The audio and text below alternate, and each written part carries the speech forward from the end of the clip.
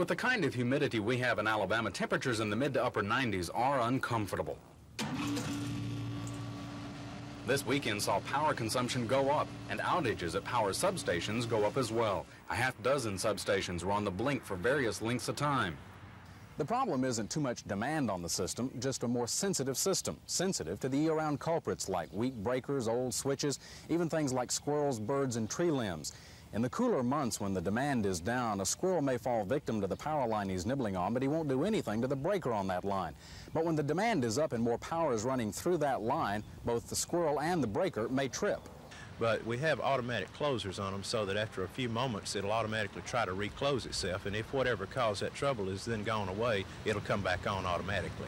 And if not, it circumvents it? If not, it'll take 3 or 4 times of that bumping, as we call it, and then we'll have to send someone out to find the trouble. Today, power company crews were rerouting power through the city's substations, trying to even out the loads on the transmission lines. It essentially amounts to working the bugs out of a system so demand, power flow, and squirrels don't collide as often. How to keep yourself cool during these hot days is the subject of a report by Gina Gregory.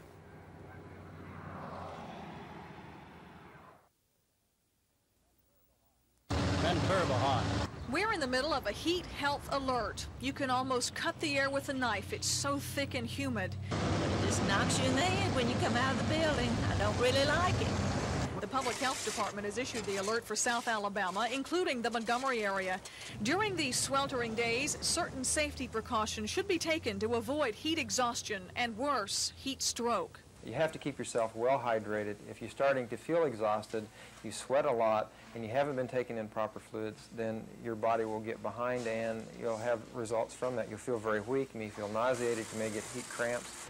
You know, people aren't the only ones who suffer from the heat. Animals feel it too. Just think how you'd feel walking around in 98 degrees wearing a fur coat. An outdoor animal, if it's tied out or if it's loose in the yard, it should still have some type of shelter. Plenty of water. Gina Gregory, WSFA TV News.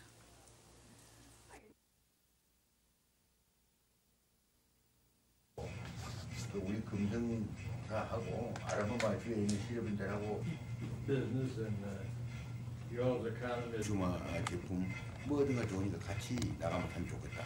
그러니까 미국에 그 would like very much to invite maybe Mr. Sir. 그는 아직 국교가 없기 때문에 우리가 못 나가는데 나는 아라바마 이 실업인들하고 우리 그 뭔가 말이야 그 뭐예요 그 형제 관계로 맺은 말이 자매. Is it possible or is it necessary now to have another board meeting before the pricing of There's other things I'd be vigorously opposed to, for whatever that's worth. I don't have much background. Well below our limit, and we've talked about that during the entire course of this weekend.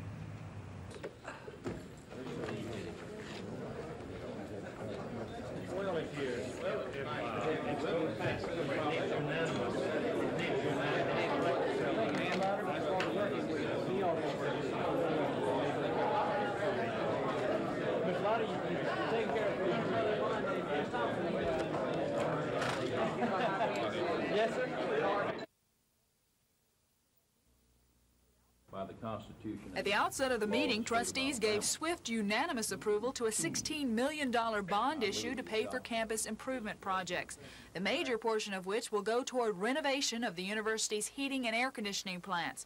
But on the next vote, they tangled over whether to approve the refinancing of the $7 million debt from the 1979 football stadium expansion. I have been under the understanding until today that we were talking about the expansion of the stadium strictly on revenues from athletic events.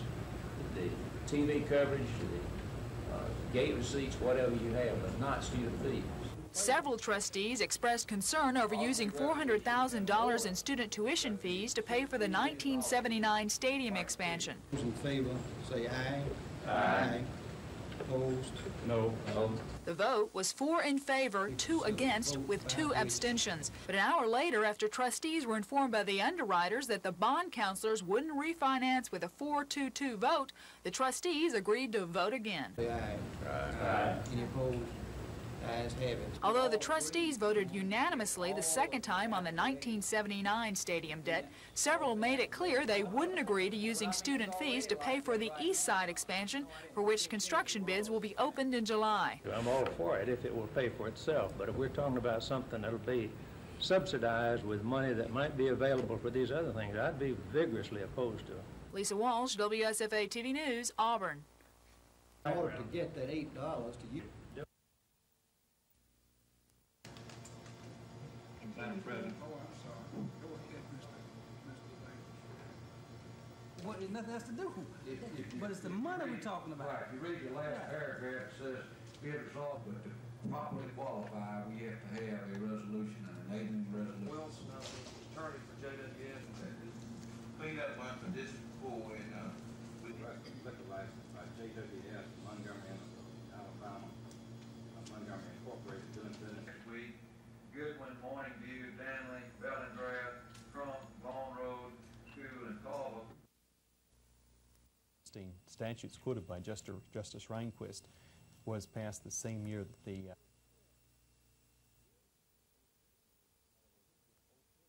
in other words, it's okay to curse God out loud in classroom as part of a reading text. It's okay to discuss values that are atheistic or agnostic in a public school classroom. But if those values are Jewish or Christian, that's prohibited. In other words, what we've got is a censorship of theistic ideas from the public school classroom. Come up again in the area of values being taught in public schools. If the values contradict, wouldn't. But I think the problem is that many state legislatures will now pass moment of silence bills. Governor Wallace supported the silent prayer and meditation law, and he says the Supreme Court is playing a dangerous game by trying to read the minds of Alabamians. We're not trying to set up a religion or prohibit one from being head in our state. All we asked for was a moment of meditation. Another supporter of the law, Montgomery attorney Tom Katoch, says the decision censors Christian and Jewish ideas and gives students a lopsided and unfair view of religion. What the court has done today is they have said that religious values and religious ideas are censored out of the school system if they are theistic values. The majority decision protects not only one religious group from another, but equally protects those individuals who, as a matter of conscience, hold no religious beliefs at all. But the American Civil Liberties Union calls the decision a reminder to state officials that they are obliged to uphold the law, specifically the law separating church and state. That's what Mobile attorney Ishmael Jaffrey says he wanted to accomplish when he brought the case before the Supreme Court. While the Supreme Court's decision strikes down a law specifically permitting prayer in the classroom, it also upholds another Alabama law that calls for a period of silence at the beginning of the class day. That law does not specifically mention prayer, and in the eyes of the court, it does not constitute a violation of the separation of church and state. And while authorities agree that the issue is over as far as Alabama is concerned, it's far from over for the rest of the nation. Several states have similar laws, like the school prayer law, pending. Terry Stanton, WSFA TV News. The case is actively being investigated at this time. We have some suspects. Our investigators have talked to probably 25 or 30 people concerning this case. We are searching for a .30-30 rifle. I would like to say that Governor Wallace has offered a $10,000 reward for the information leading to the arrest and conviction of the person or persons involved in this crime.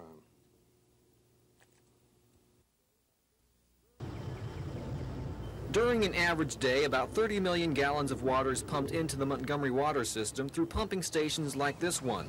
But starting last weekend, that volume has jumped to more than 47 million gallons. Our temperature is above 100 degrees and no rain in several days, and probably none anticipated in the next several days. What this has done is placed a severe demand on our water system. it's causing us to pump every pump that we have to full capacity. And now with this huge amount of water being consumed, the city's asking for help, asking folks to voluntarily cut back on watering lawns and gardens and washing cars. Here's the plan. If your home address ends with an odd number, you should water only on Wednesday, Friday, and Sunday. Even numbers water on Tuesday, Thursday, and Saturday. What we want to and what we've got to prevent happening is that our water tanks would drain down to a dangerously low level. Oswalt says this is the worst heat wave for the water company in 20 years. The last time they had to ask for voluntary water restrictions was in 1965. And he says the current voluntary cutback plan will stay in effect until the temperatures fall and we get some relief. Central Alabama isn't the only part of the state having problems. Wiregrass Bureau reporter Scott Adcock says the situation is even more intense in Dothan.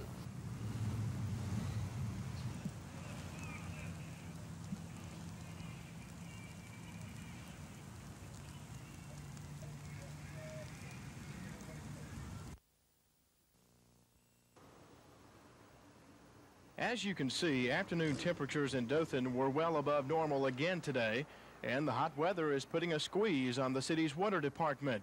Yesterday, officials asked residents to cut back on water consumption, and today they went one step further. This is a real situation. We do encourage all the customers of the city system, that would be those living in Dothan, Taylor, and Kansas, to restrict your usage only to the necessary needs.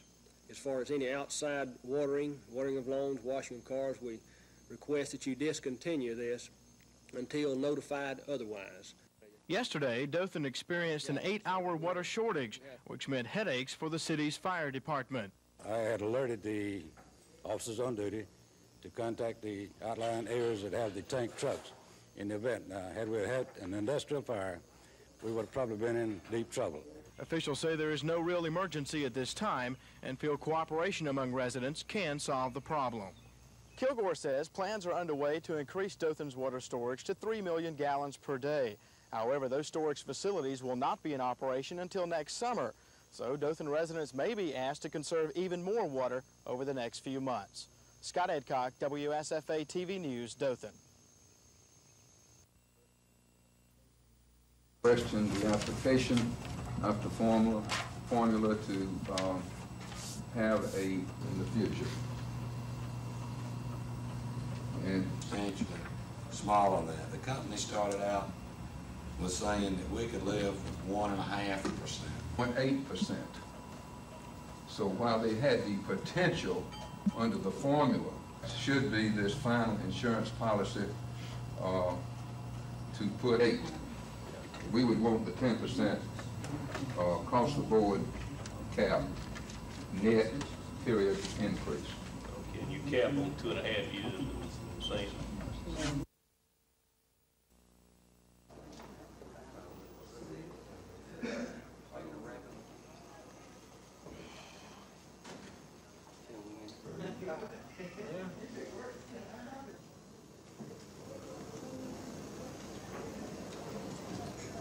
Representative in the reception insisted of her representative.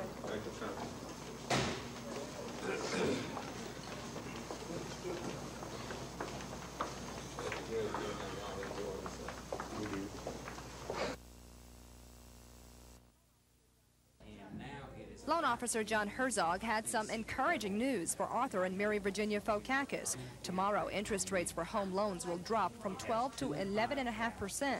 And there's more good news. A new $150 million bond issue will soon be available for first-time home buyers at a record low rate at less than 10%.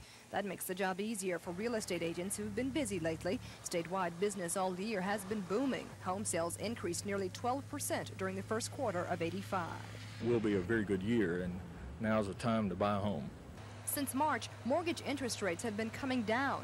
That means home buyers can be more selective about the loans they receive. One loan that has been increasingly popular in Alabama is the 15-year mortgage loan. I think you'll see more and more 15-year loans, especially where people are buying a permanent home.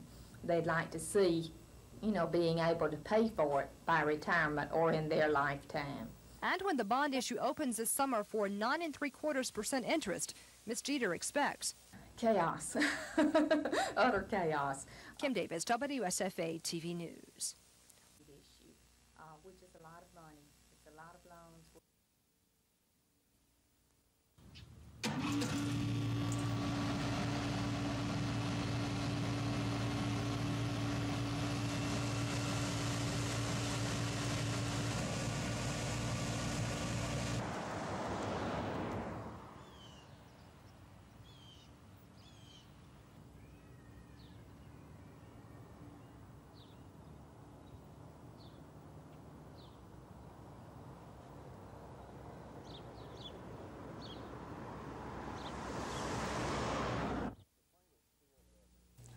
The plaintiffs feel that the Territorial Act, which set up territories for beer retailers to buy from particular wholesalers, they feel that this act is being violated by the historic warehouse. However, the ABC Board does not feel that it has been violated, so the ABC Board has not taken any action in this case.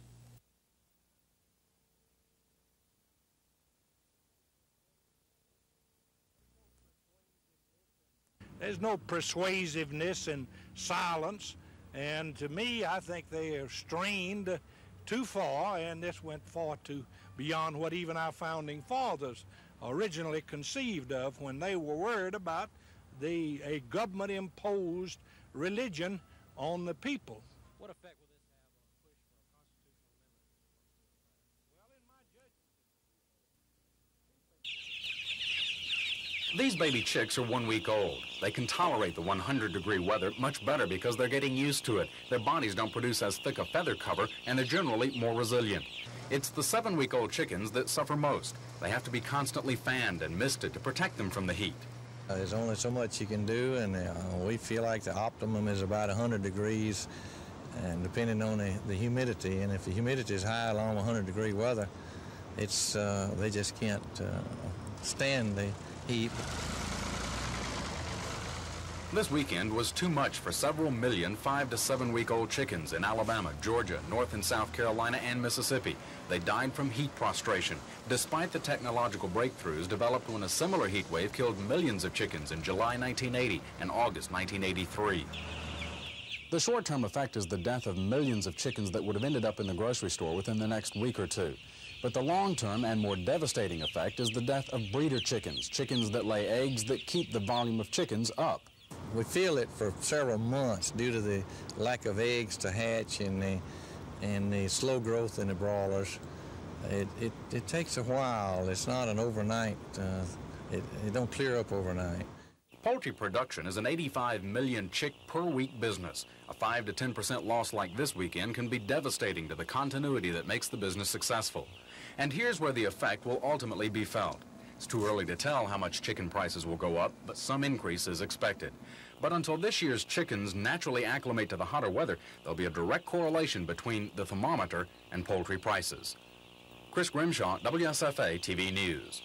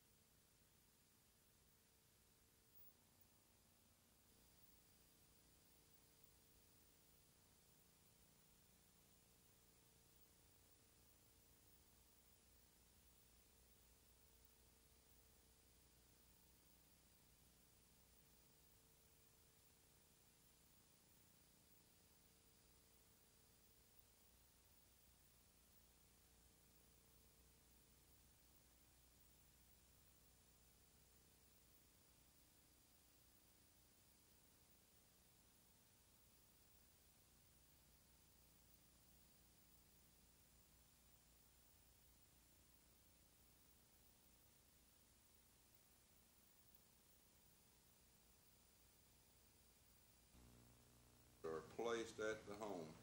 First,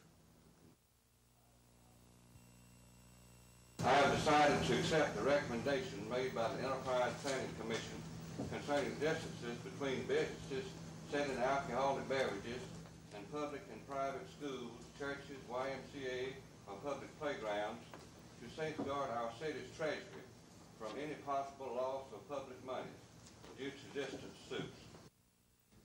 What is the desire of the council?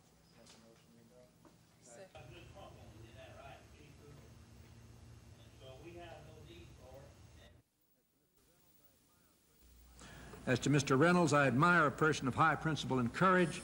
I commend him for his resolute adherence to the principle of true equality in the face of unfair and often personal attacks by the proponents of what would in effect be reverse discrimination. The recent groundless attacks on Mr. Reynolds for his defense of civil rights against the quota system say much about his critics and their sense of justice. The only thing those attacks say about Mr. Reynolds, however, is this: by his steadfast commitment to the principle of equality of opportunity, by his straightforward opposition to reverse discrimination, and by his refusal to wilt or trim his sails on those crucial issues and take the easier road so as to escape bitter partisan attacks, his refusal to do those things has demonstrated his suitability for the position to which he's been nominated, because he's got to have some guts. I'm glad he is nominated. I'm proud to support his nomination, and I thank you, Mr. Chairman. Thank you, Senator Denton.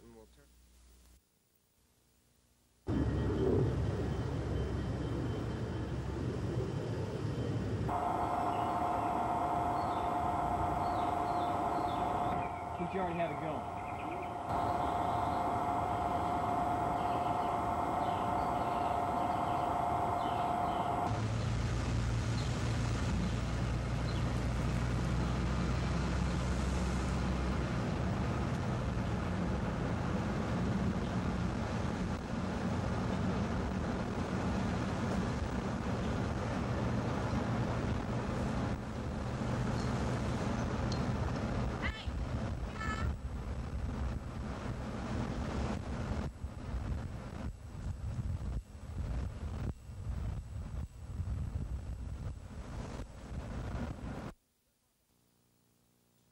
In December, on a 3-2 vote, the council adopted what was seen as a stringent liquor ordinance.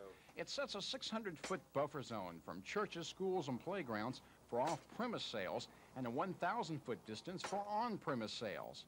Councilman Billy Bishop is one of the three who voted for the ordinance, but now, saying the cards are stacked against strict regulations, he proposes cutting the distance to the Enterprise Planning Commission recommendation of 300 feet. To safeguard our city's treasury from any possible loss of public money due to distance suits, now and in the future. The two men who once sided with Bishop are now criticizing him. But I think this group in here wants some leadership from this council that won't waver and where you will not be intimidated. But pro-wet leaders are pleased. And it certainly goes a long way towards solving a lot of the problems with the ordinance. The proposed changes must still be voted on June 18th, but with Bishop's switch, those amendments are expected to pass. Cal Calloway, WSFA TV News, Enterprise.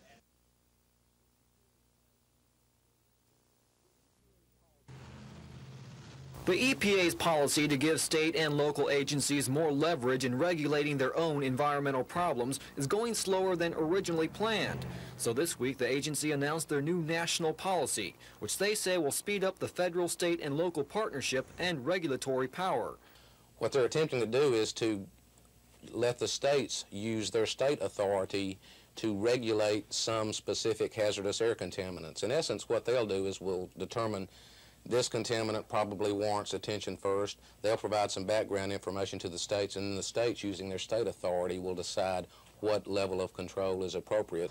There is some concern in Congress and by some citizen watch groups that the smaller agencies do not have the experience or resources to handle more regulatory power. But you always do run the risk of, if you've got an identical plant in Alabama and an identical plant in Ohio, there's the possibility for two different decisions to be made by two different state agencies. And so that is a concern that some people have. But I suspect whether that's a real concern or not will become clearer as this process evolves. Gruznick says since 1970, the policy has helped to control air pollution, and he says increased local attention will help even more. Craig Meadows, WSFA TV News.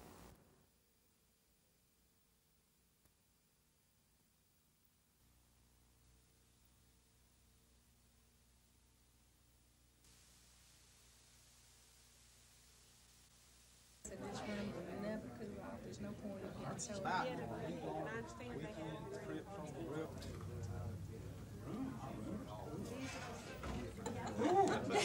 get you a basket of fruit right here. The heat is hurting everybody in the state, the poultry producers, the row crop producers, corn, cotton, all of them. Cotton not suffering as much as maybe corn and some other crops. Vegetable crops are suffering, so it's really, a lot of things are under stress right now.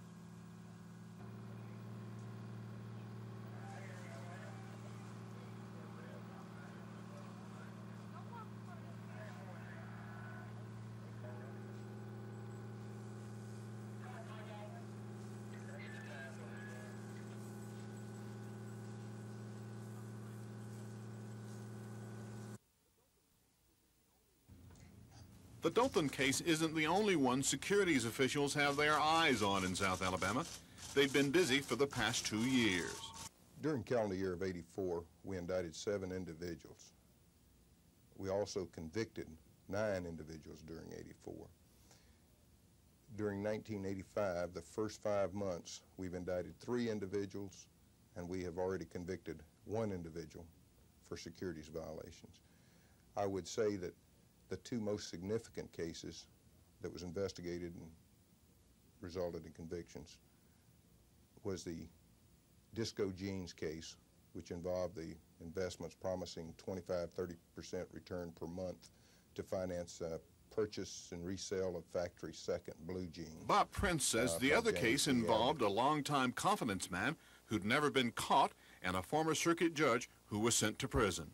The Securities Commission is in the midst of at least 75 investigations, 30 of those generated since the beginning of this year. This is Norman Lumpkin, WSFA TV News reporting.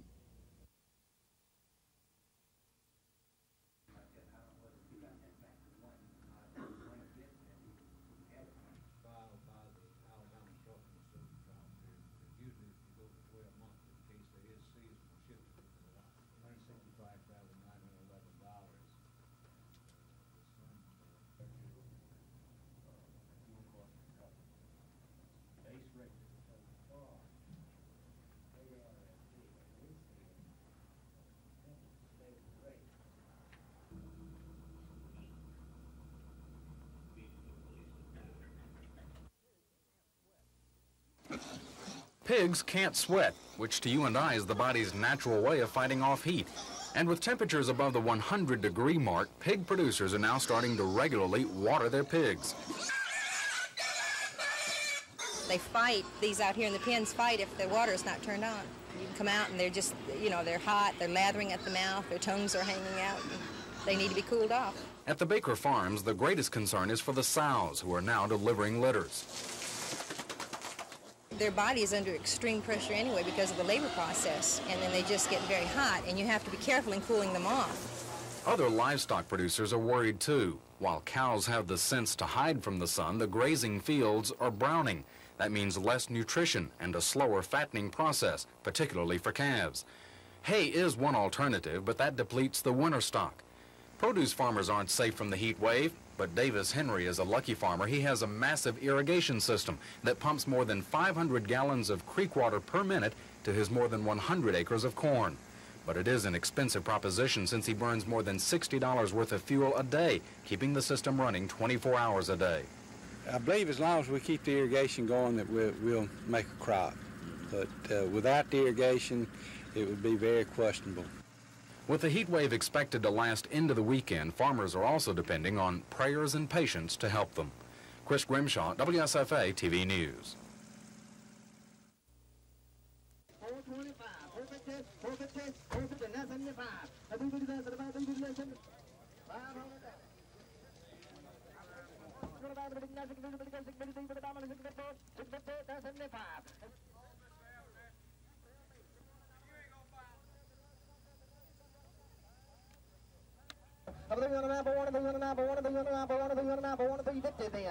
Three and a quarter and a half. Now do one, but they go do one, and I do one, quarter, and I do one, and a half, but they go do, but it's 75. Everybody here now, 75, but they go do 75.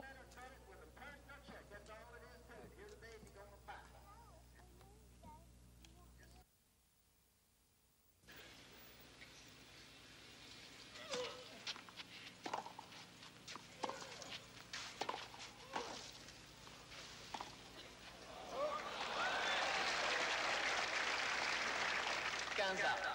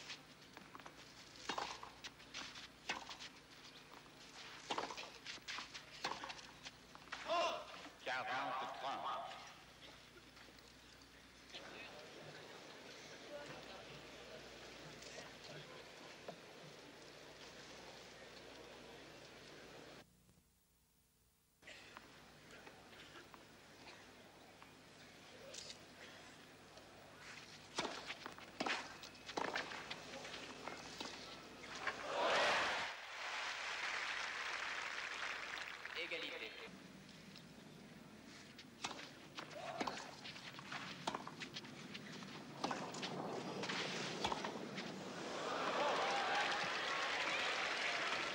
Avantage Canucks.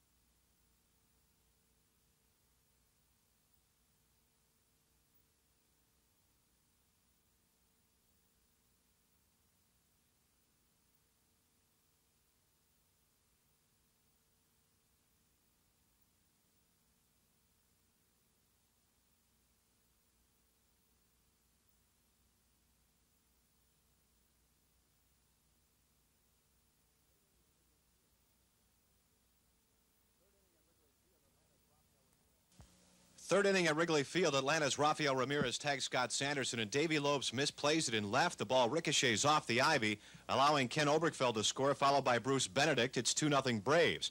In the fifth inning, though, Ron Cey continues his home run tear. A 2-run smash, his 11th of the year, and he ties it up at 2. In the sixth inning, a milestone for Lopes. At age 39, Davey steals his 500th career base. Moments later, he got 501, but not before they dug up the sack for Davey's trophy case. It was a real tough afternoon for Scott Sanderson. Sanderson with 10 innings, 10 strikeouts, a 3-hitter, and does not figure in the ball game at all. Top of the 11th, Lee Smith gave up the winner as Rafael Ramirez, a 2-run homer. Rafi accounts for all 4 Atlanta RBIs. Atlanta beats Chicago 4-2 in 11. Mark Giangreco for NBC News.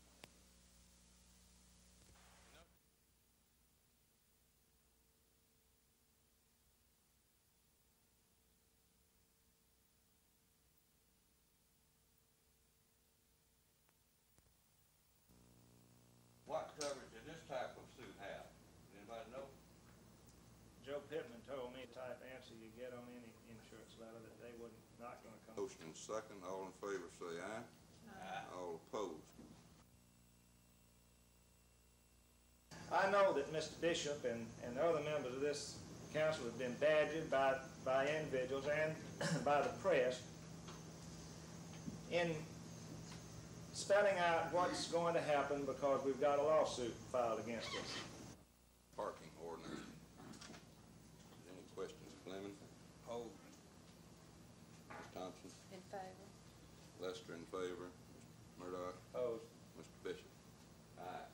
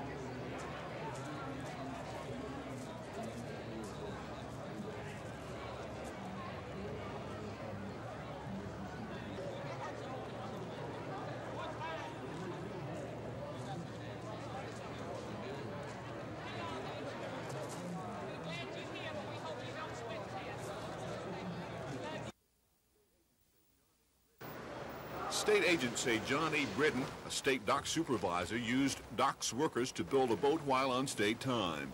Britton is charged with theft of property. The boat was confiscated and is to be used as evidence in the case. At the center of the continuing probe are purchasing procedures at the docks and thefts of thousands of dollars in state property.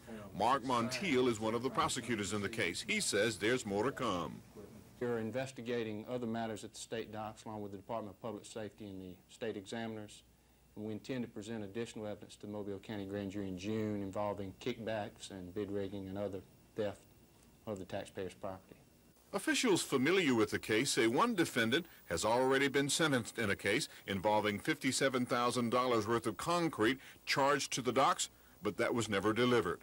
This is Norman Lumpkin, WSFA TV News reporting. This story is directed to all the parents who don't have child restraint seats for their children 3 years old or younger.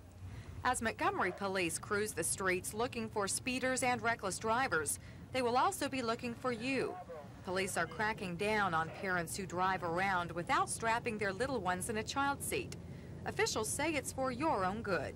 We found that recently we've had several cases where we think the children have been injured when they were involved in an accident where they were not in a child restraint device. Owens admits ticketing drivers who violate the state law has not been a real high priority, but now that is changing. If you don't own a child restraint seat and you get caught driving without one, be prepared to pay a $10 fine plus court costs. Police say for what it will cost you, it might be cheaper just to buy a seat. No, I don't think that most of the public is aware. And they, for the $30 or $35 they're going to spend on the fine, they can probably buy a good child restraint or make a good down payment on a child restraint and comply with the law. So if you don't have a child seat, you may want to get one, because the police will give you a ticket, and it is the law. Carrie Gordon, WSFA TV News.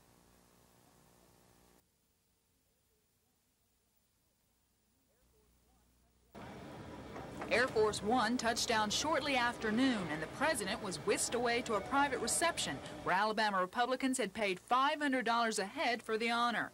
Then the president got down to business, and in front of a crowd of 3,000, he stumped for Jeremiah Denton, Alabama's first Republican senator on Capitol Hill in 100 years, and a staunch conservative who sees eye to eye with Reagan on almost every issue, including the president's tax plan. We Alabamians want to give you something to help you chop our taxes even further. It is my pleasure to present to you, on behalf of everyone here, on behalf of all the people of Alabama, the official tax axe.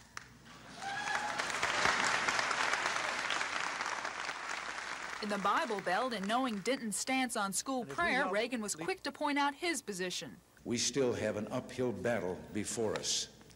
So I hope we can also count on the support of Alabama's entire congressional delegation for our prayer amendment, because it is time it was adopted. And while outside in 100-degree heat, demonstrators protested Reagan's policy on Nicaragua, inside, Reagan turned on the verbal heat against the Sandinistas. Nicaraguan communists are no more and no less than agents of Soviet expansionism and the sworn enemies of freedom.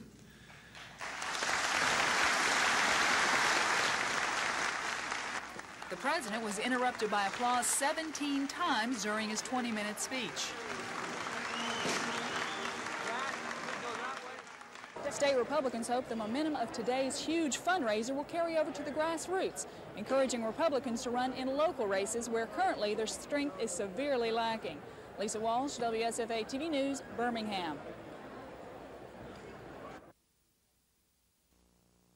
85 exhibits and evidence, and the jury found the guy not guilty. The second time we tried him on one transaction paper and screwing the screws down. Then one guy left, and they just doodling and stuff like that. And I put that in the drawer, and finally looked. People have a hard time understanding what really happened, and they have a hard time sending off somebody who looks just like them.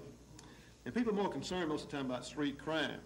But I'll tell you, white-collar crime just saps a lot of the economy off. Because of the economy and because of the growth of this area, that white-collar crime is probably the #1 cause of crime that we have today. And I'll swear to God right now, if I'm lying, I hope he strikes my mama dead. Whether you got a case or not, if you got a witness who says, here's the evidence right here, the elements are pretty simple. The thing that made me was, she thought all families were like that. She thought everybody's family was like that.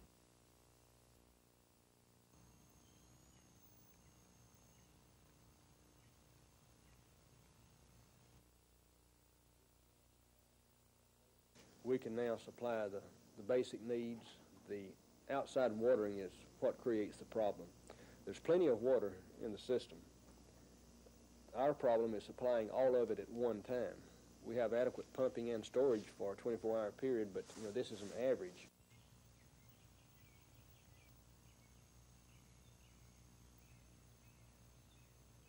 In other words, customers should water on 2 days and off 2 days for the remainder and back on to the same type schedule.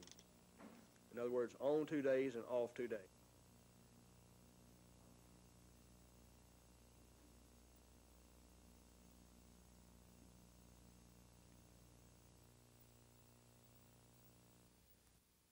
Maybe Tom can get it on Friday.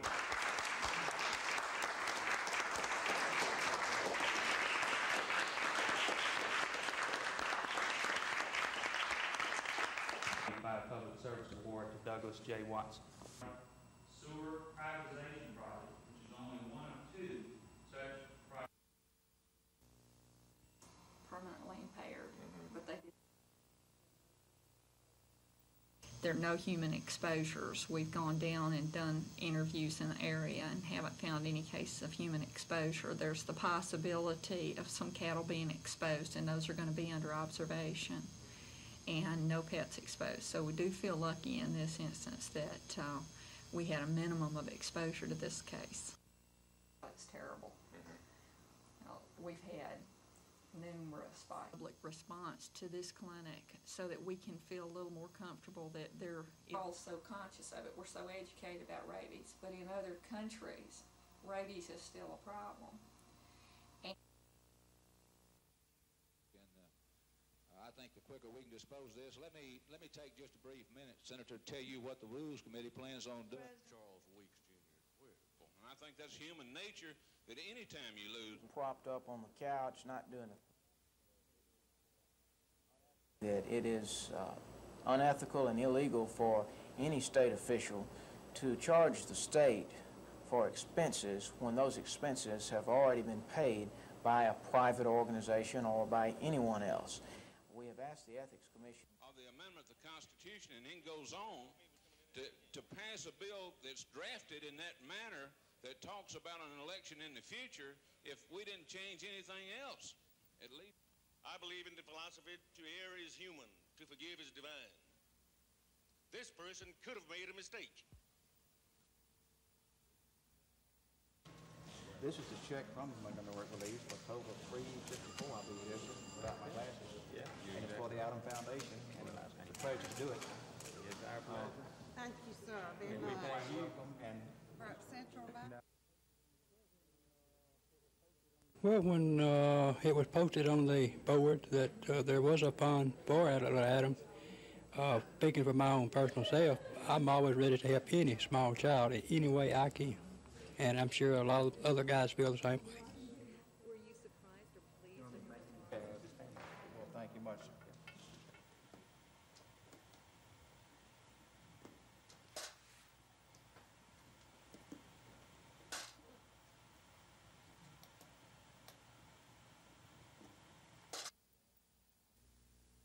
Guests and honored participants in this ceremony.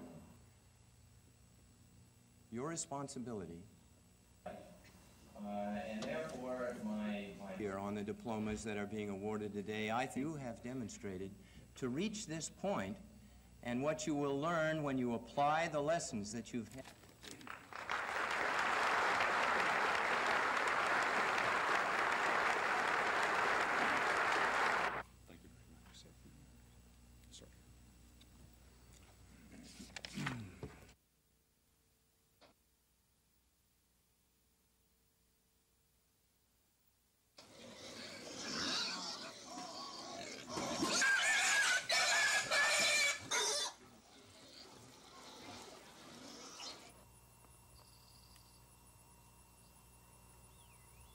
Jackson, Mississippi. Schools here.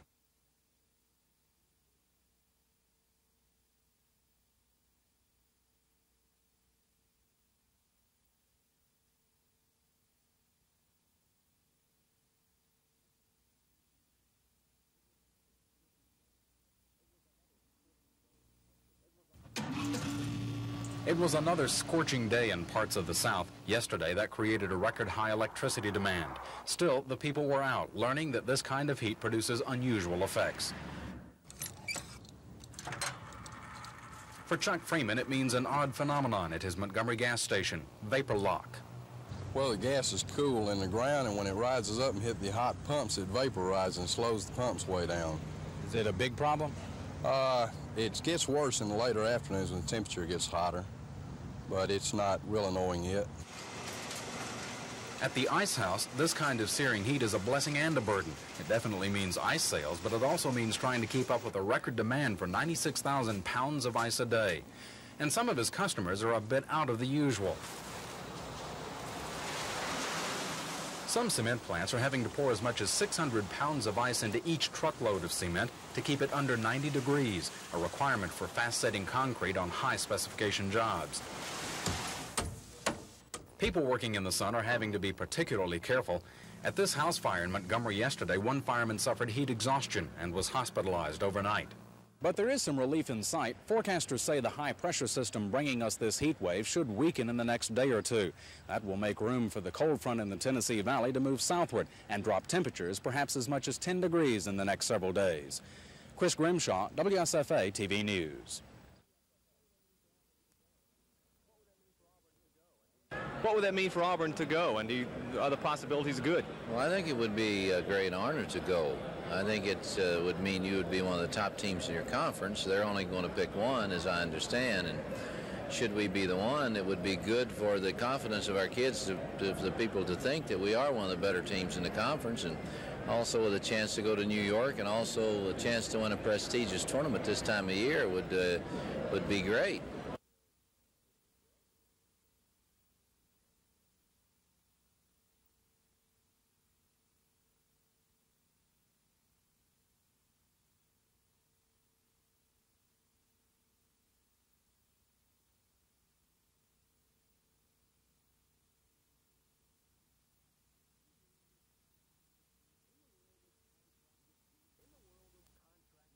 In the world of contract disputes, strikes, and clashing egos, Auburn head basketball coach Sonny Smith is a breath of fresh air.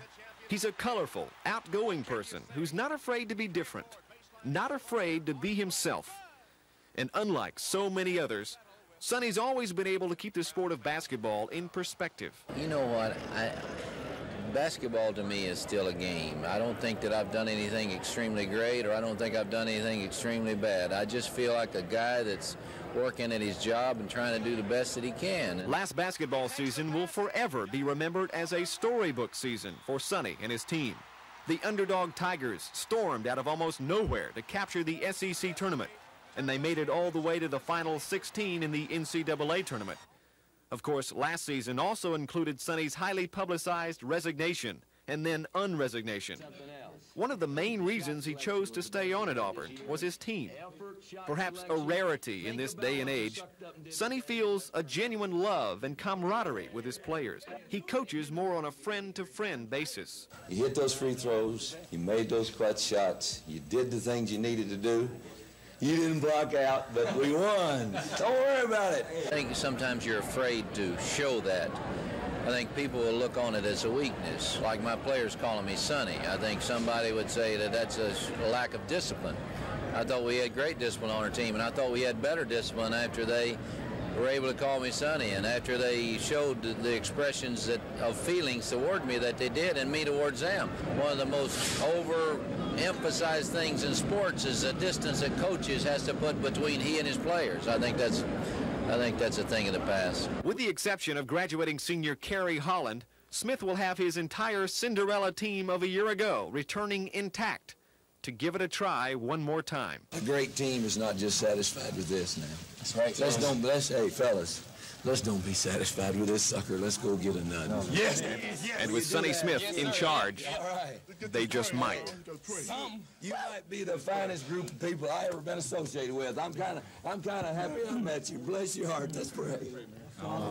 Which art in heaven, hallowed be thy name. Thy kingdom come, thy will be done on earth as it is in heaven. Give us this day our daily bread.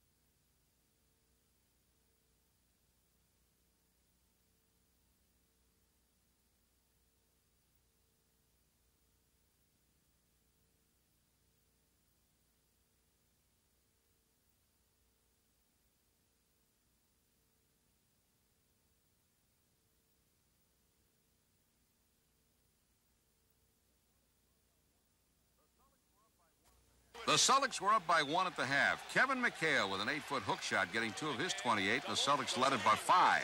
The Lakers then went on a 13-2 scoring binge. They led at 75-69 when Byron Scott hit this slam dunk. He had 16.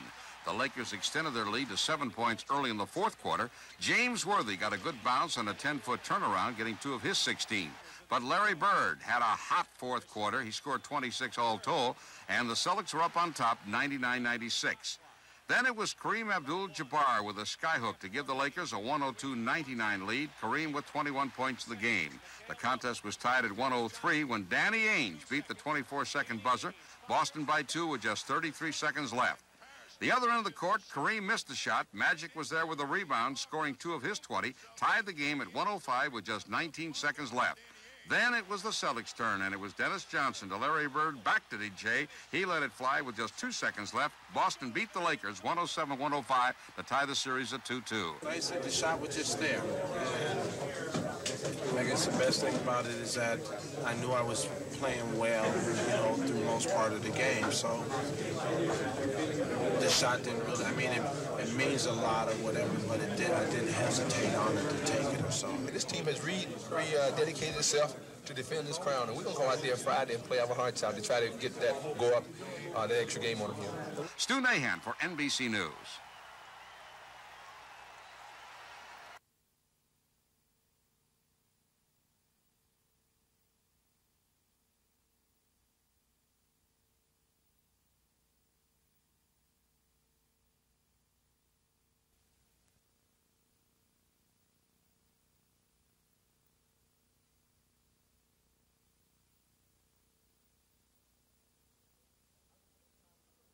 I knew how much time was on the clock because I was counting down in my head, and I looked at the scoreboard one time, and I knew he had plenty of time, so after I threw it, I just started hoping it was going to go in.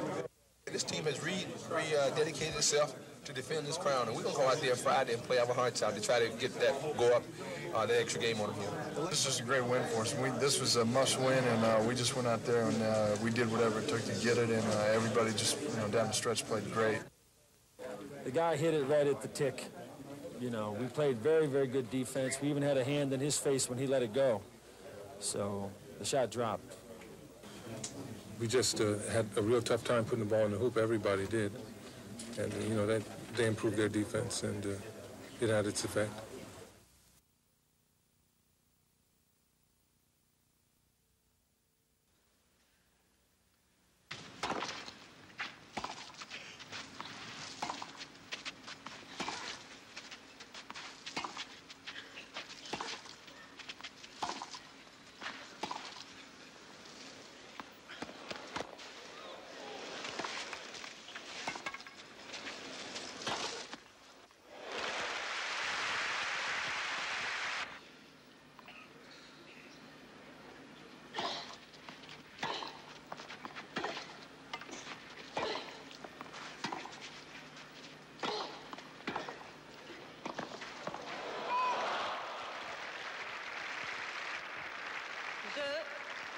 Madame Everfloy.